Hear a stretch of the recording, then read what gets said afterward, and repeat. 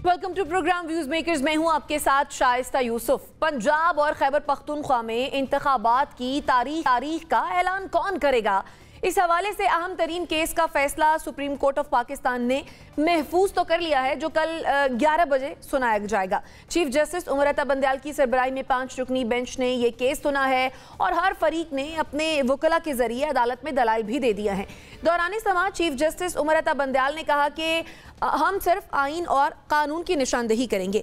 अब supreme court का फैसला क्या हो, मुमकिन फैसला क्या होगा, इस पर बात करने के लिए जो मेहमान हमारे साथ मौजूद है, तारुफ में आपसे करवा देती हूँ। मैं ज्वाइन किया है नासिर बेग चुगताई साहब ने, मुजम्मिल सोहरावर्दी साहब हमारे साथ मौजूद हैं, जुनैरा अजहर साहिबा ने हमें ज्वाइन किया है और हमें ज्वाइन किया है शौकत पराचा साहब ने भी। आप तमाम मेहमानों के वक्त का बेहद शुक्रिया। NBC आपकी जानिब आऊँगी। फैसला तो कल आएगा, तारीख का मामला है, तारीख का सवाल है। आपके ख्याल में कहाँ से आएगी तारीख?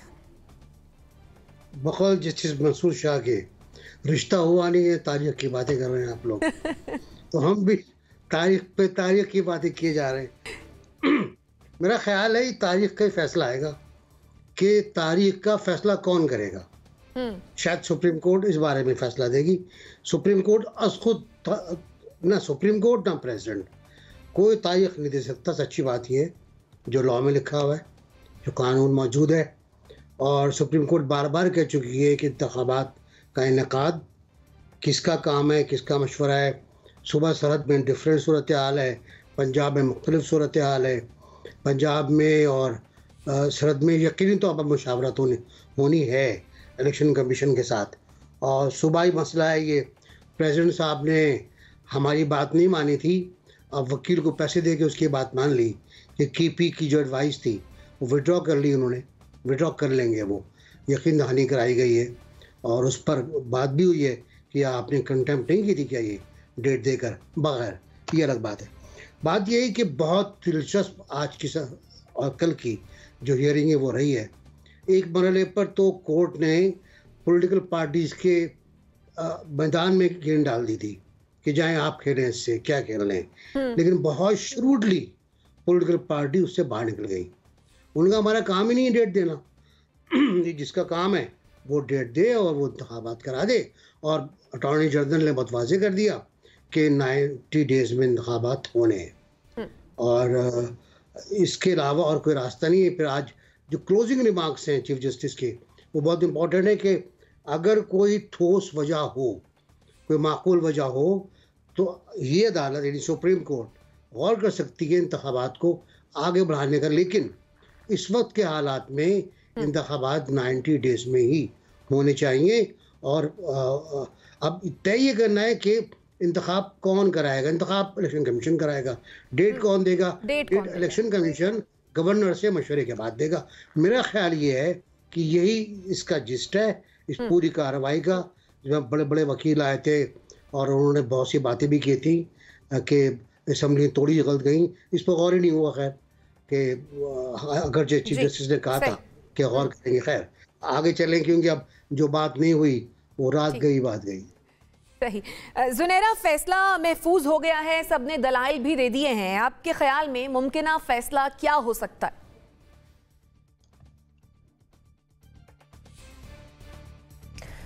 शाइस्ता, अगर ये बताना इतना ही आसान और सहल होता तो कल 11 बजे तक का वक्त सुप्रीम कोर्ट खुद ना लेती।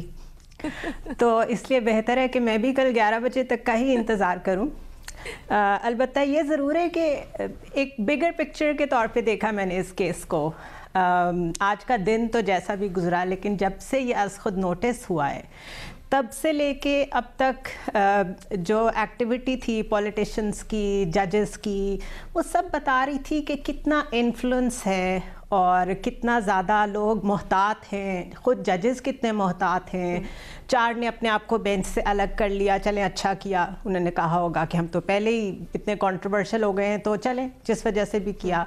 फिर उसके बाद हमने जो जलसों में अदलिया की इज़्ज़त होते देखी, वो बड़ा आई ओपनिंग था कि अभी तक यही हो रहा है, मतलब माजी में तो हम आदी थे ये सब होता है, लेकिन ये नहीं पता था कि ये अभी कंटिन्यू कर रहा है। तो overall constitutional history of any country आप एक दफ़ा उठा लें तो जो फाउंडिंग फादर्स होते हैं वो एक दफ़ा बैठ के जब कानून या आइन बना देते हैं तो उसके बाद उसमें कुछ छोटी मोटी चेंजेस कभी कभार कौमों की ज़िंदगी में हो जाती हैं। लेकिन वाहिद पाकिस्तान में ऐसा क्यों होता है कि हमारी एक तो कॉन्स्टिट्यूशनल हिस्ट्री भी बहुत लंबी है कि हमें एक लंबी हिस्ट्री से गुजरना पड़ा, हम एक आइन के ऊपर ही नहीं मुत्तफिक हो पा रहे थे, और फाइनली जब उस पर मुत्तफिक हुए हैं तो उसमें इतने लकूनास क्यों हैं या क्यों निकल आते हैं, और जो निकालती हैं उनको चैलेंज क्यों नहीं करती डट के सुप्रीम कोर्ट के you can't play with the constitution. मतलब मजाक बन गया है, हर बात पे चले जाए तशरीह कराने, नियत अगर ठीक नहीं है तो रिटर्न कॉन्स्टिट्यूशन के बावजूद भी हम देख लें कि मामला जो है वो खराब हो जाते हैं, और बरतानिया की मिसाल देख लें जहां पर रिटर्न कॉन्स्टिट्यूशन नहीं है उसके बावजूद वहां पे मामला दुनिया में तो अनरिटन कॉन्स्टिट्यूशंस मौजूद है ना। वही बिल्कुल देखिए दुनिया में अनरिटन कॉन्स्टिट्यूशंस कहाँ कहाँ हैं, न्यूजीलैंड में हैं, इजराइल में हैं, सऊदी अरेबिया में हैं और यूके में हैं। और यूके और न्यूजीलैंड चले सऊदी अरेबिया को निकाल दें, इजराइल को निकाल दें, बेस्ट डेमोक्रेसीज कहलाती हैं। उनको अपने ट्रेडिशंस पे इतना एतमाद है और किसी का सवाल ही नहीं पैदा होता कि किसी प्रोसीडिंग को लेके चला जाए कि ये गलत थी, ये ऐसे नहीं होने चाहिए। हम इंटरप्रिटेशंस में लगे हुए हैं इसलिए हम पीछे रह गए हैं, और ये इंटरप्रिटेशंस हम अपनी मर्जी से करवाना चाहते हैं इसलिए हम पीछे रह गए हैं। और आज आपने अवाम को देख लिया है, अपने लोगों को देख लिया है कि लोग कितने चार्ज्ड हैं, और बाय पोल्स में तो बार बार आप लोगों का रिस्पॉन्स देख रहे हैं that they want to go towards the ballot. वो अपना कमांड एंड कंट्रोल वापस लेना चाहते हैं अपने मुल्क का। So this has to end somewhere. और सुप्रीम कोर्ट मुझे आज बहुत डिफेंसिव नजर आई, बहुत ही डिफेंसिव और बहुत ही मोहतात। अगर उन्होंने भी डिफेंसिव होना है तो फिर आपका और मेरा तो अल्लाह हाफिज है। सही। मुजम्मिल सौरवर्दी साहब, जाहिर है अभी फैसला नहीं आया तो मुमकिनात पर बात हो रही है, क्या लगता है मुमकिन है कि बॉल दोबारा से गवर्नर्स के कोर्ट में आ जाए? नहीं, मुझे नहीं लगता गवर्नर्स के कोर्ट में आए। सुप्रीम कोर्ट के पास दो ही रास्ते हैं, एक तो या वो खुद डिसाइड करे या वो लाहौर हाई कोर्ट्स को, अब दोनों हाई कोर्ट्स को कह सकती है कि आपके पास जो पिटिशन्स हैं आप 3 दिन में, 5 दिन में, 2 दिन में इनका फ़ैसला करें। क्योंकि एक तो कानूनी नुक्ता मौजूद है कि जो चीज़ हाई कोर्ट्स में पेंडिंग हो सुप्रीम कोर्ट उसके ऊपर ना सू मोटिव ले सकता है ना उसके ऊपर कोई पिटिशन ले सकता है। और चूँकि एक चीज़ निचली कोर्ट में ज़ेर समात है तो वो हायर कोर्ट उसको देख नहीं सकती जब तक निचली कोर्ट में वो डिसाइड ना हो। ये एक स्टैंडर्ड लॉ और आइन का और कानून का सादा सा असूल है। तो अगर सुप्रीम कोर्ट ने इसको तोड़ के कोई फ़ैसला करना होगा तो वो भी जुडिशल एक्टिविज़म होगा कि वो हाई कोर्ट्स में पेंडिंग पिटिशन्स के होते हुए वो अपना कोई फ़ैसला सादर कर दे, और जो नीचे हाई कोर्ट्स में पिटिशन है वो इन्फ्रक्चर्स हो जाएँ और उनकी कोई अहमियत ही ना रहे। कल को तो कभी भी कहीं कोई ट्रायल कोर्ट में कहीं कोई चीज़ पेंडिंग होगी तो सुप्रीम कोर्ट उठा के उसके ऊपर फैसला कर देगा तो नीचे सारा ड्यू प्रोसेस ऑफ लॉ ख़त्म हो जाएगा।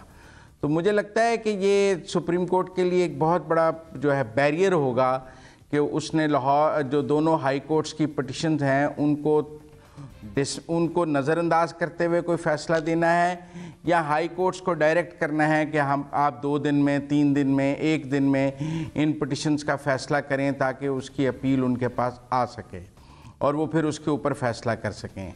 दूसरी सूरत में वो डेट दे सकते हैं कि जी डेट दे दें और कहें कि जी हमें नहीं परवाह लाहौर हाई कोर्ट्स की और या पेशावर हाई कोर्ट की, हम सीधी सीधी डेट देते हैं। लेकिन मेरे ख्याल में वो भी जुडिशियल एक्टिविज्म होगा। ये ना हो कि सुप्रीम कोर्ट डेट दे दे तो फिर एक और मसला खड़ा हो जाए, बहुत बड़ा मसला खड़ा हो जाएगा। जो 4 जजेस अलहदा हुए हैं उनमें से 2 ने तो कहा है कि ये सू मोटिव नहीं बनता है, और ये सू मोटिव का हम हिस्सा इसलिए नहीं बनना चाहते क्योंकि ये कानून और आइन के तहत बनता नहीं है। क्लियर नोट लिखा है उन्होंने इसके ऊपर कि ये नहीं बनता है और इसको करना इस वक्त जुडिशियल एक्टिविज्म है। तो मैं समझता हूँ कि सुप्रीम कोर्ट को वाकई मोहतात खेलना चाहिए आइन और कानून के तहत। उन्होंने पहले ही कॉन्स्टिट्यूशन को रीराइट किया है 63A में। बार बार कॉन्स्टिट्यूशन को उनकी जानिब से रीराइट करना जो है वो पाकिस्तान के आइन के लिए अच्छा नहीं है। जहाँ अनरिटन कॉन्स्टिट्यूशंस हैं वहाँ सुप्रीम कोर्ट्स जो हैं वो कॉन्स्टिट्यूशन में इंटरवेंशंस नहीं करती हैं, ट्रेडिशंस में इंटरवेंशन नहीं करती हैं। और हमारे यहाँ मसला यही है कि सुप्रीम कोर्ट जो है, हमारी अदलिया जो है, वो हमारी जो कॉन्स्टिट्यूशन के साथ भी इंटरवेंशन करती है, हमारी जमहूरियत के साथ भी इंटरवेंशन करती है, हमारी पार्लियामेंट के साथ भी इंटरवेंशन करती है। जिस तरह हमें मिलिट्री इंटरवेंशन से हमारे लिए मसला है, इसी तरह जुडिशियल इंटरवेंशन भी हमारे लिए बहुत बड़ा ये भी आपके ख्याल में एक मसला है, आपका पॉइंट आ गया। शौकत पराचा साहब, कल फैसला आएगा, आपके ख्याल में क्या लगता है क्या होने जा रहा है और कौन तारीख देगा? सारे हंस में आज मेरी बात में, मुझे समझ नहीं आ रही है कि नहीं, थैंक यू वेरी मच के क्या होने जा रहा है, अगर मुझे पता होता तो मैं सबसे पहले अपने चैनल आज टेलीविज़न पर ये खबर ब्रेक करता। ज़ाहिर है ये जो 2 दिन गुजरे हैं, जो क्वेश्चन सामने आए हैं, जिनकी तरफ मेरे आने से पहले आपके मुअज़्ज़िज़ मेहमानों ने इशारा भी किया होगा, इन्हीं के जवाब आएंगे। मसलन सबसे बड़ा क्वेश्चन ये है कि तारीख़ कौन देगा? क्या सुप्रीम कोर्ट इलेक्शन कमीशन से कहेगी तारीख़ दें, गवर्नर से कहेगी तारीख़ दें, पार्लियामान को वापस भेजेगी तारीख़ दें? लेकिन ये जो सोहरावर्दी साहब ने बात की, मैं समझता हूँ कि फ़ैसला आने से पहले ही फ़ैसला तनाज़े का शिकार है, और मैंने नहीं किया, ना किसी पॉलिटिशियन ने किया है, ना किसी तजिया निगार ने किया है। मुतनाज़ा तो ख़ुद जजेस हजरात ने कर दिया जो 9 रुकनी बेंच में शामिल थे। मसलन इख्तलाफी नोट पढ़ें, क्या तनाज़ा आ गया? फैसला आने से पहले तनाज़ा आया कि सुओ मोटो नोटिस लेना चाहिए थे या नहीं। एक मुअज़्ज़िज़ जज साहब ने कहा नहीं लेना चाहिए था। दूसरा तनाज़ा ये पैदा हुआ पहले से ही कि जी वो जो जिन लोगों की ऑडियो आई थी वो बेंच में शामिल हैं, बाकायदा एक फादिल जज साहब ने कह दिया। और इसके साथ साथ तीसरी बात ये हो गई, जो भी तनाज़ा था तीसरे पॉइंट पे, कि जी सीनियर जजेस को एक्सक्लूड क्यों किया गया। ये मैं नहीं कह रहा कि मेरी तरफ से ये पॉइंट्स आए हैं, ये खुद मुअज़्ज़िज़ जजेस हजरात जो इस मुअज़्ज़िज़ बेंच में शामिल थे, जो फिर 4 अलहदा हुए। माजी में प्रेसिडेंट है, मैं नहीं कहता कि आइन और कानून उस हवाले से वाज़ेह है, प्रेसिडेंट है कि जब बेंच टूटता है तो फिर नया बेंच कॉन्स्टिट्यूट होता है, लेकिन बेंच टूट गया, इसी बेंच को आगे बढ़ाया गया।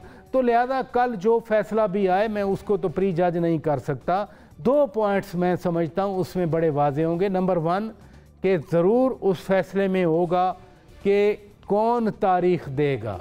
नंबर 1, क्या इलेक्शन कमीशन पे डाला जाएगा कि इलेक्शन कमीशन तारीख दे, या गवर्नर पे डाला जाएगा गवर्नर तारीख दे, या 254 का आज भी बार बार जिक्र हुआ, आइन के आर्टिकल 254 को मत भूलिए, उसका बाकायदा जिक्र होता रहा। और फिर कहीं ना कहीं रेजोनेंस ये भी थी इस पूरे 2 दिन के 3 दिन के प्रोसेस में कि क्या सूबाई असम्बलियाँ तोड़ना वो आईनी था या नहीं था।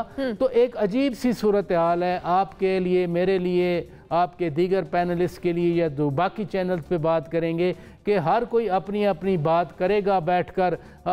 वो जो एक स्पिरिट आई थी आज जजेस हजरात की तरफ से भी कि तमाम लोग बैठकर को तारीख तयन कर लें, तो ये मुल्क तारीख तयन करने के लिए, इत्तफाक राय के लिए कभी नहीं बैठता। और आज भी उस हमारे अपने जो एक कैरेक्टर है उसको आज फिर स्ट्रेंथन किया गया इस हवाले से। ठीक है। अच्छा एनबीसी, जिस तरह से शौकत पराचा साहब कह रहे हैं कि फैसला आने से पहले ही तनाज़े का शिकार है, आपके ख्याल में फैसला आने के बाद बहरान खत्म हो जाएगा या फिर एक नया बहरान जन्म ले लेगा? इसमें शौकत ने बिल्कुल सही कहा, मुज़म्मिल साहब ने बिल्कुल सही कहा। ये तनाज़ा बहुत संगीन है, इसलिए कि 2 हाई कोर्ट्स में एक केस सिर समाप्त था और 2 जज हजरात ने गुस्से में आके सो मोटो के लिए रिकमेंड कर दिया चीफ जस्टिस को, और चीफ जस्टिस ने वो सो मोटो के लिए, ज़ाहिर है कोई कानून देख के लिया होगा उन्होंने, लेकिन कोई सुप्रीम कोर्ट किसी हाई कोर्ट का केस अपने पास तलब नहीं कर सकती। ये लॉ है, लॉ कहता है। अभी शौकत ने जिस तरफ इशारा किया 254 वाला, वो बहुत इम्पोर्टेंट है। मैं पहले भी हम बात कर चुके हैं इस पर कि अगर कोई चीज़, कोई काम अपने वक्त पर ना हो तो ये ना समझे कि वो काम नहीं होगा, वो काम आगे जाकर होगा, उसकी नई डेट मुकर्रर हो जाएगी। ये 254 है कि अगर कोई आईनी काम ना हो पाए अपने वक्त के ऊपर, जैसे उर्दू का निफाज है, जैसे तालीम का यूनिवर्सल है, जैसे हेल्थ है, जैसे और चीज़ें हैं, जैसे रिहाइश है, रहन सहन है, रोटी कपड़ा और मकान है, ये हमने पूरा नहीं किया है। तो इसका मतलब ये नहीं आइन में लिखा हुआ है कि ये स्टेट की जिम्मेदारी है, तो इसका मतलब ये नहीं कि होगा ही नहीं है, कोशिश करते रहे इसकी। तो इसी तरह ये जो अगर अगर अगर मुझे ख्याल है कि ऐसा नहीं होगा, अगर होता है तो 254 बहुत बड़ा है। और ये एक जैसा आपने कहा भी था कि हम अगर ऐसी बात होती है तो 254 मौजूद है इससे निपटने के लिए। 63A बहुत इंपॉर्टेंट है, जिसकी बुनियाद पूरा जो झगड़ा हुआ है उसी बुनियाद पर हुआ है। और साथ ही साथ ये कि मैं इस बात की जरा थोड़ा सा हाथ बांध के अर्ज करूंगा कि पाकिस्तान में आइन की हिस्ट्री बहुत अच्छी है। पाकिस्तान ने आइन 1956 में बनाया था और जिसको आमिरून आके तोड़ दिया, और अदालतों ने उसको एक्सेप्ट किया, प्रूफ किया तुम्हारी आमरीत सही है, हमारा आइन खत्म। ठीक है, अपने आइन को ना कोसें, अपने आइन के खिलाफ ना जाएं। हमने बहुत अच्छा आइन बनाया था, बहुत तारीखी आइन था, वो उसको उठा के बाहर फेंक दिया गया। ठीक है, आपका पॉइंट आ गया। जुनैरा, ये जो मुसलसल तनाव की कैफियत हम देख रहे हैं, मुसलसल तनाव का माहौल सियासत और रियासत को कहां लेकर जा रहा है आपके ख्याल में?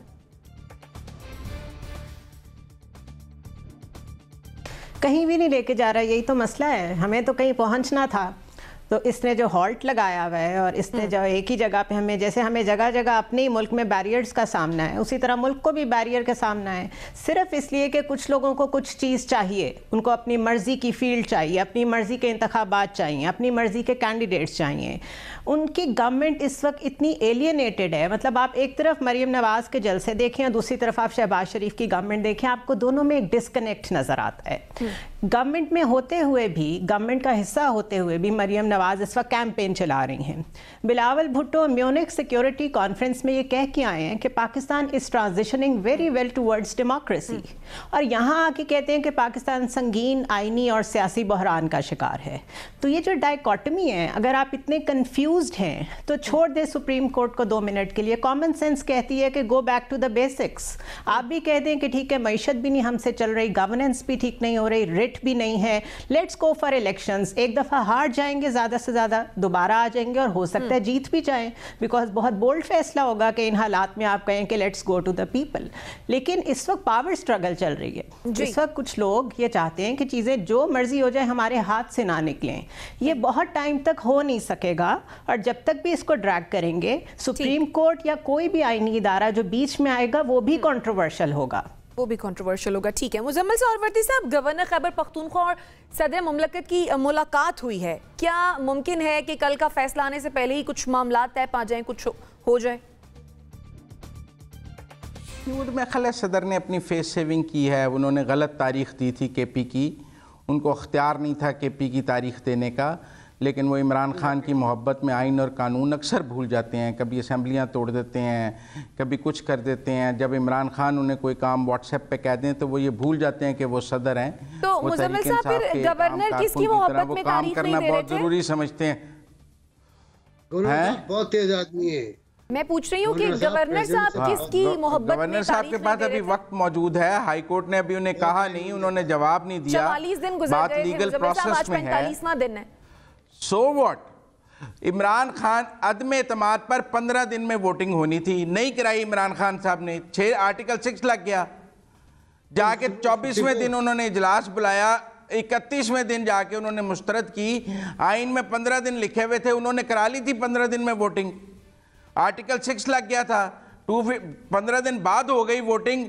क्या सुप्रीम कोर्ट ने कहा अगर वो उस दिन भी डिप्टी स्पीकर की रूलिंग ना देते और 4 दिन और बहस चलाते रहते तो कुछ भी नहीं होना था, बहस होती रहती, तकरीरें होती रहती। तो आप ये क्यों भूल जाते हैं कि ये सबक जो है इस मुल्क में आइन तोड़ने का, ये सदर मुमलिकत आरिफ अलवी और वज़ीर आज़म इमरान खान से शुरू हुआ है, जिसके आज हम नताइज भुगत रहे हैं। जिन्होंने इस मुल्क में आइन को तोड़ा, मजाक बनाया और उसके साथ फुटबॉल की तरह खेला। आज ये असेंबलियां तोड़ना भी तो आइन से मजाक है। अच्छी भली आपकी हुकूमतें थी, आप अपने सियासी मकासद के लिए असेंबलियां तोड़ देंगे, पार्लियामेंट तोड़ देंगे। ये क्या है? ये कोई खिलौने हैं जो आपने तोड़ दिए हैं। बच्चे को पसंद नहीं आया, उसने खिलौना तोड़ दिया। मुल्क के 60 अरब 100 अरब रुपया लगना है सिर्फ इमरान खान साहब की सियासी ख्वाहिशात की तकमील पर। ये पैसे लगेंगे क्योंकि वो पहले इलेक्शन चाहते हैं, लिहाजा इस मुल्क का अरबों रुपया उनके ऊपर निछावर कर दिया जाए कि वो पहले चाहते हैं इलेक्शन, वो वक्त पर नहीं चाहते हैं। तो आप इस मुल्क में आइन के साथ, पार्लियामेंट के साथ खेल कौन रहा है? कराए जाएं और आइन में इसकी गुंजाइश भी मौजूद है। उनकी हुकूमत थी, बहरहाल उन्होंने तोड़ दिया। आपका पॉइंट आ गया। शौकत पराचा साहब, मुजम्मिल साहब तो बहुत गुस्से में नजर आ रहे हैं। आपको लगता है कि ये पोलराइजेशन जल्द खत्म हो जाएगी? मुजम्मिल साहब आपको आज गुस्से में नज़र आ रहे हैं, हमेशा गुस्से में होते हैं आपके प्रोग्राम में। पोलराइजेशन कैसे ख़त्म होगी? यानी जब यहाँ सूरत हाल आइन की हर कोई अपनी इंटरप्रिटेशन कर रहा है, इकानमी की जो सूरत हाल है वो आपके सामने है, और जिस तरह से एक होता है सियासी इख्तलाफ, यहाँ सियासी इख्तलाफ नहीं है, यहाँ पर ज़ाती इख्तलाफात हैं कि हमने बिल्कुल बात नहीं सुननी, हमने बिल्कुल साथ नहीं बैठना।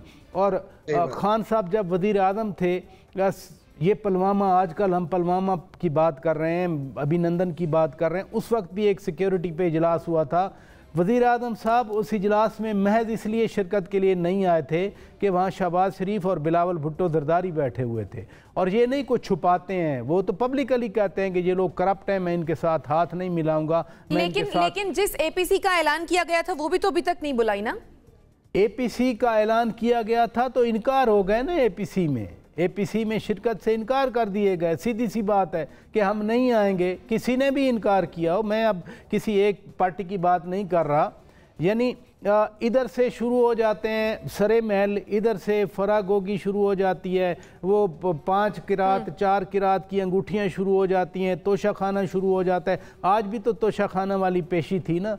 आपका बुनियादी सवाल है कि तकसीम, मैं कहता हूँ इससे बढ़ के मुल्क में क्या तकसीम होगी कि आपकी रेटिंग कम हो रही है, जो इंटरनेशनल फाइनेंशियल इंस्टीट्यूशन की नज़र में है। IMF आपके साथ मुआहदा अभी तक फाइनल नहीं हो रहा, आपके रिजर्व जो हैं वो बिल्कुल लोएस्ट लेवल पर आ गए, आपकी सिक्योरिटी फोर्सेस पर रोज़ाना हमले हो रहे हैं, लेकिन हम बतौर सियासी कुव्वतें, हम बतौर सियासी जमातें, हम बतौर लीडर्स इस कौम के, हम बिल्कुल, मैंने अभी आपको एग्जांपल दी, आज भी अदालत ने कहा कि सियासी जमातें मिलकर कुछ तय कर लें। नहीं तय होगा भाई, ऐसे नहीं तय होता। पहले होता था मसलन नवाज शरीफ और इसाक खान के दरमियान जब टकराव आया था तो किसी ने जाके कोई फैसला किया था।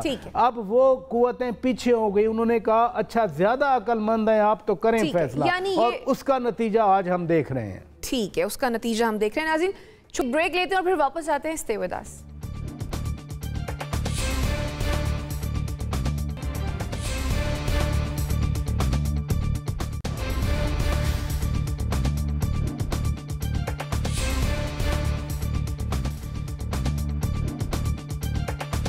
Welcome back after the break. पिछली डिबेट को ही आगे बढ़ाते हैं, और जब बात हो रही है सियासत की और सियासी तकसीम की, तो क्या मुल्क में सियासी तकसीम के बायस इदारों में टकराव का खतरा पैदा हो रहा है? इस पर भी बात करेंगे। एनपीसी, हम तो बता कर थक गए हैं कि ये हो गया है, वो हो गया है। आप और बाकी एनालिस्ट भी शायद कोस कर थक गए हों, लेकिन ये जिम्मेदारान है कि ये थकते ही नहीं है कि बस कर दें लड़ाई, अब बस बहुत हो गया।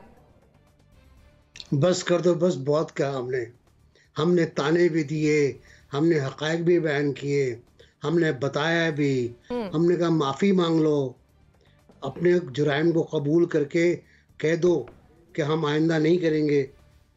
लेकिन ना उसका असर हुआ और ना ये असर हुआ कि वो हरकतें दोबारा ना दोहराई जाएं। सब कुछ वही हो रहा है जो पहले हो रहा था। कोई नई बात नहीं है। फ़र्क ये है कि पहले एक अकेला शख्स अदालत जाया करता था 4 पुलिस वालों के साथ, बहुत ग्रेसफुल वॉक करता हुआ और फांसी पा जाता था। अब ये कि मजमा होता है, लश्कर होता है, अम्बो कसीर होता है, अदालतों के दरवाजे तोड़े जाते हैं वगैरह वगैरह। और उसके बाद अब मुझे ख़तरा ये है कि इसके बाद बड़े पैमाने पर गिरफ्तारियाँ शुरू होंगी, लोग ATC में पकड़े जाएंगे, एंटी टेररिस्ट एक्ट में पकड़े जाएंगे लोग, और फिर उनको ट्रायल होगा और फिर उनके माँ बाप खुआर घूमते रहेंगे, कोई उन्हें पूछने वाला नहीं होगा। आई गारंटी यू कि अगर 125 पकड़े गए, 100 का तो आ गया है, तो फिर उनका कोई पूछने वाला नहीं होगा। हमारे मुल्क में सबसे बड़ा अलमिया ये है कि हमने कभी डेमोक्रेसी को तस्लीम नहीं किया। हमसे मुराद पावर दैट बी, जो ताकतें हैं, जो कुव्वतें हैं, उन्होंने कभी डेमोक्रेसी को दिल से तस्लीम नहीं किया। एक मुक़्तदिर आया था पाकिस्तान में, उसको बर्दाश्त नहीं किया। एक सॉवरन आया था, उसको ही बर्दाश्त नहीं किया और उसके बाद अपना खेल खेलते रहे। हर 10-15 साल के बाद एक नया साइकिल शुरू होता है, तबाही का, बर्बादी का। और फिर हिंदुस्तान से ताल्लुकात खराब हैं, अफगानिस्तान से ताल्लुकात खराब हैं, ईरान से ताल्लुकात खराब हैं, प्रोडक्शन हो नहीं रही है आपके यहाँ, इम्पोर्ट आपकी रुकी हुई है, एक्सपोर्ट खत्म हो चुकी है, वो लोग बेरोजगार हो रहे हैं, खेत उजड़ चुके हैं, आपकी कपास, गंदम, कॉटन आप सब तो इंपोर्ट कर रहे हैं। किस मुंह से हम बात करते हैं यार? सवाल बिल्कुल, बस मसला तो ये है ना कि इन सारे मसाइल पर जो है ना वो हमने आंखें अपनी बंद कर ली हुई हैं कबूतर की तरह। आपका पॉइंट आ गया। शौकत पराचा साहब, महंगाई, बेरोजगारी और डूबती मईशत ये हमारे बुनियादी मसाइल हैं, लेकिन इन्हें छोड़कर एक दूसरे को गिराने और नीचा दिखाने की जो सियासत है वो खत्म होने का नाम ही नहीं ले रही। क्या ये सिलसिला लगता है कहीं जाकर थम जाएगा? अच्छी बात है, किसी पे हम इल्ज़ाम भी नहीं लगा रहे ना। हम सारा दिन दिखाते हैं लाहौर से रवानगी हो गई, अदालत में आ गए, अदालत के गेट टूट गए, नहीं अदालत के गेट खोल दिए गए। जो असल मसाइल हैं उनकी तरफ तो हमारी तवज्जो भी नहीं है। मैं सिर्फ अब यहाँ पर हुकूमत, पॉलिटिशियन की बात नहीं करूँगा, हम खुद एज अ जर्नलिस्ट में बात कर रहा हूँ कि हम भी तो सारा दिन यही दिखाते हैं। तो ये तो सारा कुछ सूट करता है ना उन लोगों को जिन पे ये ज़िम्मेदारी बनती है कि महंगाई क्यों हुई, इकानमी क्यों ख़राब हुई, प्लानिंग थी, नहीं थी, ख़राब थी। मसलन आज ही की बात देख लें, अब बज़ाहिर तो पेशी थी, लेकिन क्या ये प्रोजेक्शन थी या पेशी थी? अभी जो मुकदमा जिसकी बात कर रहे हैं चुगताई साहब, 780A भी लग गया, 25 बंदे गिरफ्तार भी हो गए। इसी जगह पर वक्त के वज़ीर दाखिला को दाखिल नहीं होने दिया गया था। मैं सबको याद करवाना चाह रहा हूँ, वज़ीर दाखिला जो थे वो एग्जैक्टली उनके लीडर की इसी तरह से कोई पेशी थी और उनको दाखिल नहीं होने दिया गया था। तो बात यह है कि आपने कहा कि लड़ाई आगे, एक तो सियासी जमातें हैं, उनके मुतहारिब ख्यालात होते हैं और ज़ाहिर है अगर एक जैसा सोचें तो फिर एक ही सियासी जमात बने ना। वो मुख्तलिफ सियासी जमातें हैं कि उनके मुख्तलिफ ख्यालात हैं, लेकिन जो रियासत के इंस्टीट्यूशन हैं वो चीज़ों को आगे लेके, रियासत आगे लेके चलती है। अभी मैंने आपको एग्जांपल दी, सुओ मोटो लिया, उन्होंने कहा कि हमने आइन के मुताबिक लिया है जी। उसी अदालत के एक फाजिल जज साहब ने फरमाया कि सुओ मोटो नहीं बनता था। उसी अदालत के एक जज साहब ने नोट लिखा बाकायदा कि जो दो कुछ जजेज हैं उनको क्यों शामिल किया गया। उसी फाजिल अदालत के एक जज ने कहा कि जी सीनियर जजेस का एक्सक्लूड करना भी एक माने रखता है। जो रियासत के इंस्टीट्यूशन हैं अगर वहाँ तक ये हालत पहुँच गई है तो फिर यकीनन हम सब के लिए, ना इमरान खान के लिए, ना मरियम नवाज के लिए, ना बिलावल भुट्टो के लिए, ना आसिफ जरदारी के लिए, उनसे बढ़कर सब के लिए सोचने मकाम है कि हम किधर जा रहे हैं, हम where are we heading. Shaukat साहब, मौलाना साहब का नाम लेना भूलिए इसमें। बहरहाल आपका पॉइंट आ गया। मैं फिर मौलाना साहब का नाम लूं, मैं अचकज़ई साहब का नाम लूं, मैं अफान यार अली खान का नाम लूं, तो आपने टाइम ही नहीं दिया। मैं सब मेरे पास दरअसल वक्त कम था। जुनैरा, क्या लगता है, क्या हम किसी बड़े नुकसान का इंतजार कर रहे हैं सुधरने के लिए? नुकसान तो हो भी चुका। देखिए, नुकसान तो हो चुका है ना। नुकसान इससे ज़्यादा और क्या होगा कि आपके इंस्टीट्यूशंस कॉम्प्रोमाइज़ हो गए हैं, कंट्रोवर्शियल हो गए हैं, इंस्टीट्यूशनल क्लैश देखने में आ रहा है। एक दूसरे के ऑफिसेज जो बड़े स्टीम्ड ऑफिसेज हैं उनको मेलाइन किया जा रहा है, और from within the institutions भी and from outside as well. और किरदार वही पुराने हैं, कोई नए लोग तो नहीं है जो ये सब कर रहे हैं। दूसरा, अगर हम एक्टिविज़म, पॉलिटिकल एक्टिविज़म देखते हैं तो उस पर हम डिवाइडेड होते हैं, क्योंकि डेमोक्रेसी को हमने अपनी अपनी मर्ज़ी की डेफिनेशन दी हुई है, क्योंकि कंट्रोल्ड चीज़ों को देखने के आदी हो गए हैं। कसूर नहीं है इसमें किसी का। लोग निकलते हैं तो मसला होता है कुछ लोगों को कि लोग क्यों निकले हैं बाहर, ये तो एजेंडा था, ये तो एक शो केस था कि जी हाँ मेरे साथ इतनी पब्लिक पल्स है। लोग नहीं निकलते तो मजाक उड़ाया जाता है कि मतलब कौन, कितने लोग निकले आपके साथ। उस पर रोज़ प्रोजेक्शन आ रही होती है, ट्वीट्स आ रही होती है कि कितने लोग थे। आपको याद होगा कि उनके जलसे के स्नैपशॉट्स और सब कुछ इमरान खान के शेयर किए जाते थे कि लोग ही नहीं थे।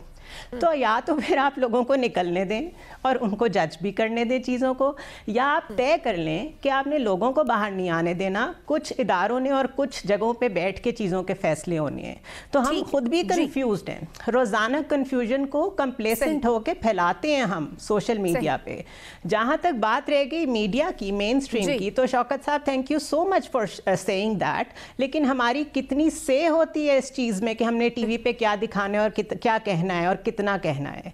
तो फैक्ट्स हम सबके सामने, हम शिकायत किससे कर रहे हैं? सही।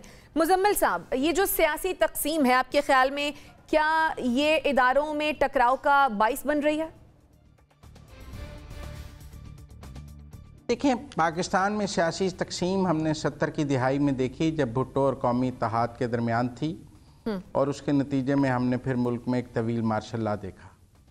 हमने 90 की दिहाई में दो बड़ी सियासी जमातों के दरमियान सियासी तकसीम देखी, बहुत एक दूसरे को मरने मारने पर आई हुई थी, टेन्योर था, म्यूज़िकल चेयर था। उसके बाद भी हमने एक मार्शल लॉ देखा और मिलिट्री इंटरवेंशन देखी। फिर दोनों बड़ी सियासी जमातों को ये समझ आई कि हमने आपस में लड़कर इस मुल्क में आमरीत को रास्ता दिया है, और उन्होंने चार्टर ऑफ डेमोक्रेसी किया जो आमरीत को कबूल नहीं था, और उन्होंने उसे मुकमुका का नाम दिया। और आज जब हम बार बार ये कहते हैं कि सियासी कुव्वतों को आपस में बैठ के बात करनी चाहिए, हम ये क्यों भूल जाते हैं कि जब सियासी कुव्वतें आपस में बैठ के बात करती हैं तो जो आमरीत है वो इंटरवेंशन करती है, और उस इत्तेफाक को तोड़ने का हर मुमकिन ज़राए इस्तेमाल किए जाते हैं। और आज भी पाकिस्तान में जो सियासी तकसीम है वो आमरीत के दिलदादों ने पैदा की है, वरना सियासी इत्तेफाक राय इस मुल्क के बड़े मामलात पर हो गया था। फिर चार्टर ऑफ इकोनॉमी की बात भी चलनी शुरू हो गई थी, लेकिन जो लोग जहां से इस मुल्क की जमहूरियत को कमजोर किया जाता है, वहीं से सियासी कुव्वतों को तकसीम किया जाता है, और हमें ये दुश्मन को भूलना नहीं चाहिए। मुजम्मिल साहब की बातें चलती रहती है, लेकिन प्रैक्टिकली जो है ना वो इक़दामात हम होते हुए नहीं देखते। आपका पॉइंट आगे नाज़रीन, छोटी सी एक ब्रेक लेते हैं और फिर वापस आते हैं। स्टे विद अस।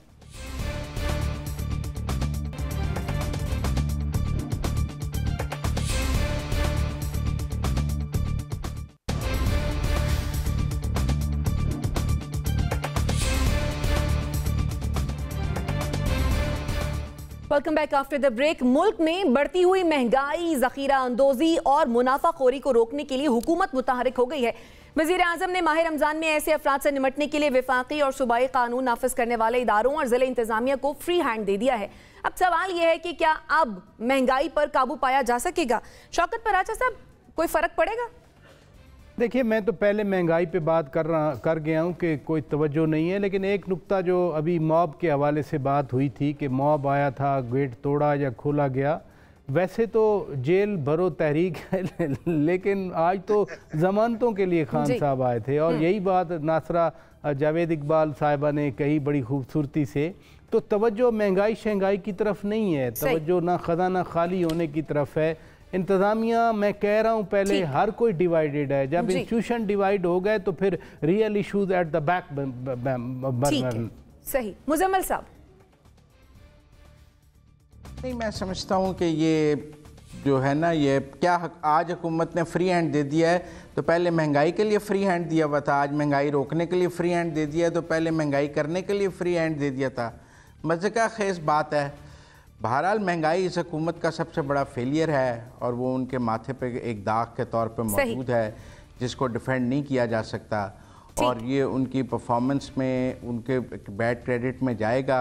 अगर वो महंगाई को कंट्रोल करें तो ये उनकी कोई सियासी साख में बेहतरी करेगा, लेकिन अगर आज तक कोई महंगाई की खुली छूट थी तो वो भी एक सवाल है कि आज आप बिल्कुल आप ठीक कह रहे हैं कि वो भी एक सवाल है। आपका पॉइंट आ गया। एनबीसी, और पिछले महीने क्यों नहीं था? ठीक है जी। एनबीसी, फ्री हैंड किस चीज का दे रहे हैं आप?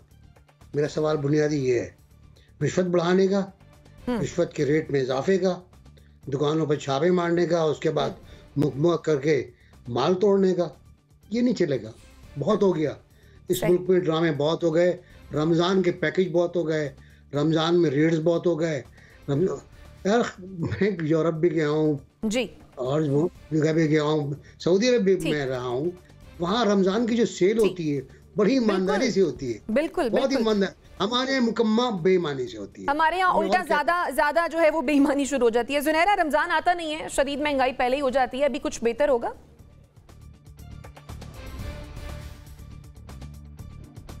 कहाँ से बेहतर होगा? हम तो वो लोग हैं कि जब महंगाई होती है और डॉलर का रेट ऊपर जाता है तो जिनको पेमेंट्स डॉलर्स में आती हैं वो खुश हो रहे होते हैं। वो भी तो लॉबी याद रखे ना, वो हम में ही एग्जिस्ट करती है। तो अब ये जो पुराना स्क्रिप्ट है ना, वज़ीर आज़म कोई 15 शबान के करीब, रमज़ान से 15 दिन पहले, ये वही स्क्रिप्ट है जो हर वज़ीर आज़म को दिया जाता है कि बस ये कह दें कि आहनी हाथों से निपटा जाएगा ज़ख़ीरा अंदोज़ों से। पहले आप कौन से हाथों से निपट रहे थे? You were part of the system, ये आपकी नाक तले ही सब कुछ हो रहा था। तो ये मेरे ख्याल है ये सिर्फ ऑप्टिक्स हैं और बड़ी पुरानी हो गई हैं, and people understand it very well now. बस स्क्रिप्ट वही है और किरदार बदलते जाते हैं। आपका पॉइंट आ गया नाज़रीन। इसी के साथ मुझे मेरे मेहमानों को दीजिए इजाज़त। अल्लाह ने के बाद।